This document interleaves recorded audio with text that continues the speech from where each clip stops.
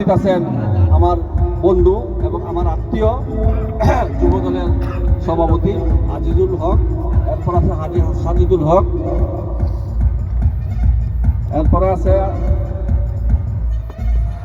আমির, রিয়াজুল, হাবিবুল,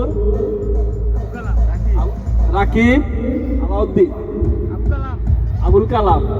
সবার নাম আর আমি এইভাবে বললাম না, সময় কম, আমরা একটা মিটিংয়ে যাবো। আজকের এই খেলার শুভ উদ্বোধন আমি ঘোষণা করে গেলাম। এরপরে আবার আইসা মিটিং সাইডে আইসা আবার আমি খেলাতে অ্যাটেন্ড করবো ইনশাল্লাহ। এই মাঠে, এই উত্তরকান্দির মাঠে, আমার এই সামবাইয়ের মাঠে আমার নানাতিরা খেলতেছে। এই মাঠে আমাদের আজাদ সাহেব রাত্র 2টা পর্যন্ত গেম খেলে গেছে। উৎফুল্লভাবে খেলো, যখন যে জিনিসের দরকার পড়বে তোমরা আমাদের সাথে যোগাযোগ করবা এবং তোমরা সবাই আজাদ সাহেবের পক্ষে কাজ করবা, ধানের শীষের পক্ষে কাজ করবা, সবাইকে বুঝাইবা। এবং এই 12 তারিখে নির্বাচনের পরে তোমরা নিয়ে যে যদি তোমার কোনো ইচ্ছা থাকে কোনো দিকে যাইবা, আমি বিয়ে নিয়ে তোমরা নিয়ে কোনো ঘুরতে যাবো। আমি এটা দায়িত্ব আমি নিলাম।